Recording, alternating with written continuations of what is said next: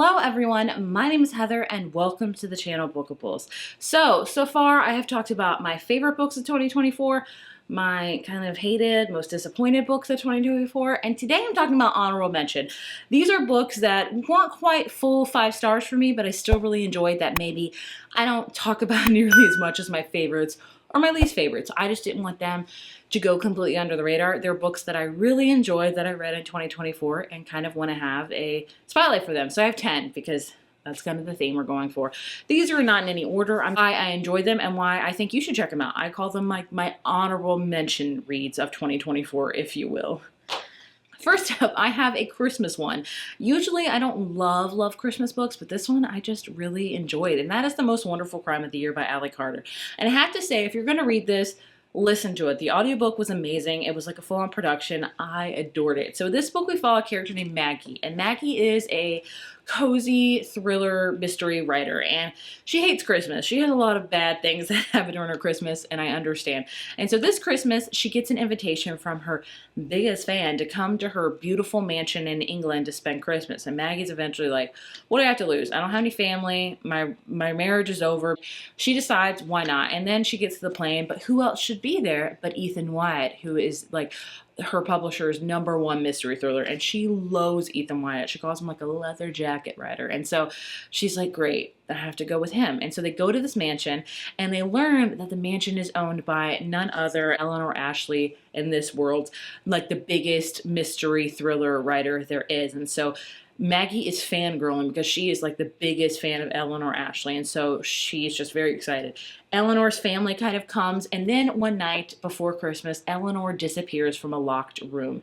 And so nobody else seems to really care, but Ethan and Maggie have to team up together to figure out, where did Eleanor go? Is somebody after Eleanor, and why? This was a fun rom-com but mystery thriller Christmas book. Like it says, Knives Out gets a holiday rom-com twist, and I would exactly agree with it. It was fun. It was Christmassy. The romance and the tension, chef's kiss, so amazing. Like if you're looking for something that's a little bit different than your usual holiday romance next year, look no further than this one. Loved it. And I'm going to kind of cheat and combine all in one spot most of the nonfiction books I read this past year. In the very end of 2024, like the later half, I really got into audiobooks again, and that was mainly due to memoirs and mainly due to The Third Gilmore Girl by Kelly Bishop. My favorite show of all time is Gilmore Girls. I love it, so I immediately knew I had to listen to this because it was narrated by her.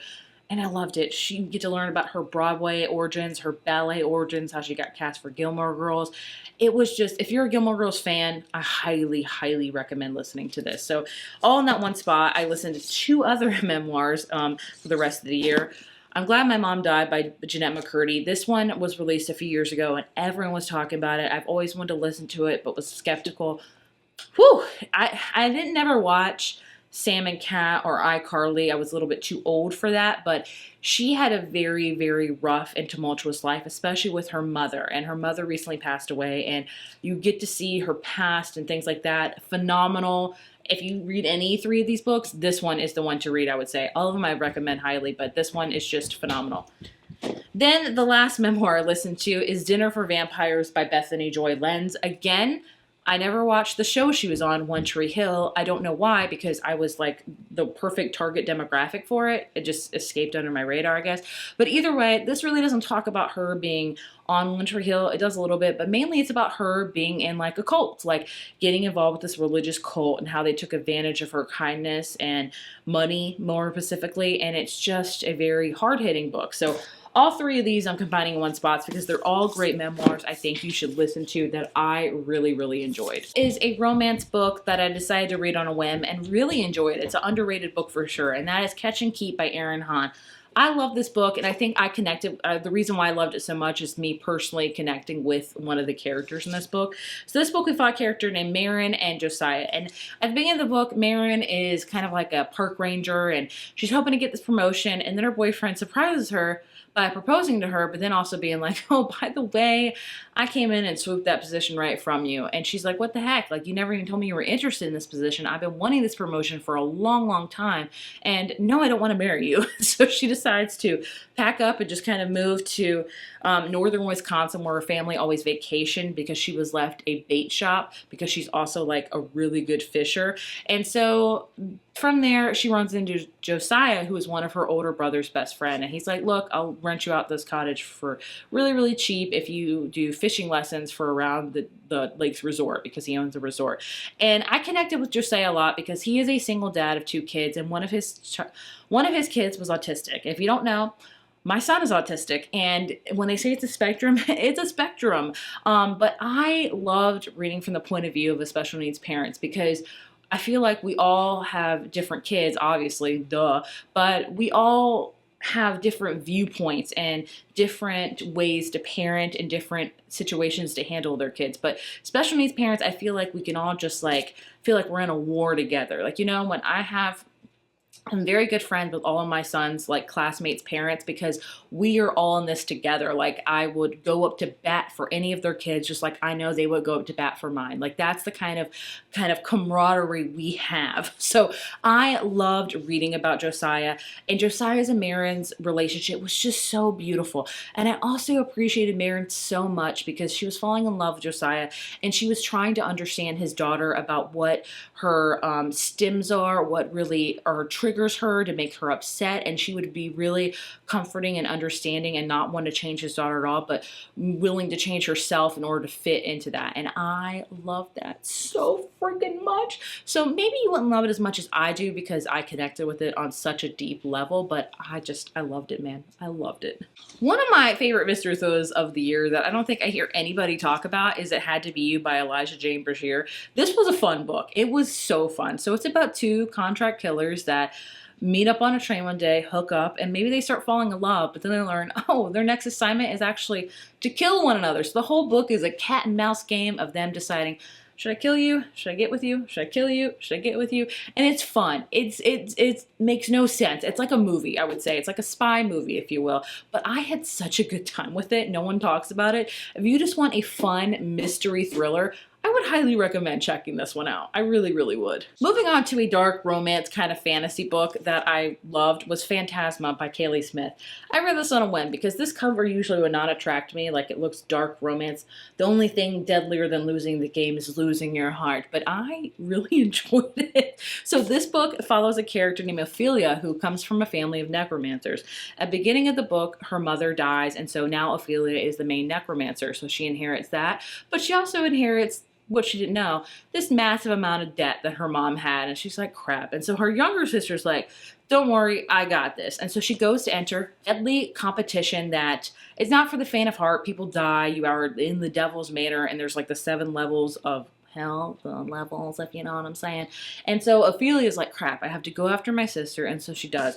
And there she meets a character named Blackwell, who is kind of a ghost of Phantasma, and he's like, I'll help you for a price. And then romance happens. Steamy times happens. I was not expecting it this much steamy times, but man, I enjoyed it. It was spooky. It was perfect for Halloween. Highly recommend checking this one out. Now, if you want a cozy witchy vibe, The Spell Shop by Sarah Beth Durst will do you no wrong. Again, another great, I love cozy reads. Like, that is my jam. So this book follows a character named Keela, who is a librarian at this citadel, and basically the nation is going under a lot of attack. The people are done with the government, and they're overthrowing it, and they're setting fire to everything, including the library.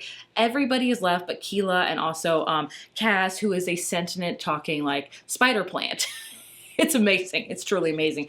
And so they're like, crap, we cannot let them ruin all the books. So they decide to kind of steal multiple totes of the books because they don't want them to get ruined. And Keela and Kaz is like, where are we going to go? And so they decide to sail off to where parents were from that are sadly now passed away, this really small island. And so she goes there, and she has to realizes that she has to fend for herself. Like, she needs food, money, all that stuff. So she realizes that some of the books she stole were kind of witchy books. So she decides to, you know, cook up some things like jam and stuff and start selling them. And then she starts healing the trees on the island. And it's all over the place, but it is just so adorable. If you want a cozy, witchy book, this is a great one. Last two books I want to mention are some romances that I really, really enjoyed.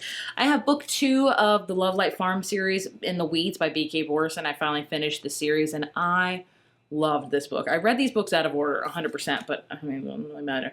So this book follows Beckett and Evie, and Beckett is kind of the proprietor of the Love Light Farms. Like, he's kind of the gardener, takes care of the trees. He's very gruff, he's very silent, but he rescues so many animals. Like, at the beginning, I think at the end of the first book, he like rescues this clutch of kittens, and it's like the most adorable thing ever. And then he meets Evie, who is a social media influencer, and they hooked up months and months ago, but they left it at that at a conference, and now she's here to like do some research. And basically in this book, she comes back because she's really having a hard time with everything, and so she's trying to discover herself. It's a romance, it's steamy, it's adorable. If you haven't read the series, just please do so. And then I have Reckless by Elsie Silver. This is the, I want to say, 4th book in her Chestnut Spring series. I still have one more book to go, but honestly, it's my favorite book of the whole series. And I was not expecting to like this book at all, because this book follows Winter, who is the sister of Summer, our main character in our very, very first Chestnut Springs book. And Winter's always been kind of Winter. She's been brash, she's harsh, she doesn't but man, you get to learn a lot about Winter and her past and why she is the way she is. And basically she meets Theo, who's kind of been in and out of this series, and Theo's a younger cowboy bull rider, and he's like, you know, everything's hunky-dory, and him and Winter have a connection. They decide one night, let's seal that connection and let's go off and never talk to each other again. And they do. But you know what? A surprise happens 9 months later, if you catch my drift. And Theo never really knows about it. And so we pick up many, many years later while Winter having a, you know, toddler. And Theo's like, crap, I have a kid, and it's a romance and it's beautiful. I adored this one. Like, if you read any book in the Chestnut Spring series, this one. So there you have some honorable mention reads of books that I really enjoyed last year, but sadly don't talk about nearly enough. If you have any books that weren't quite like your favorites of favorites, but you still really enjoyed, please leave them in the comments below. As always, thank you so much for watching, and I will see you in my next video. Bye.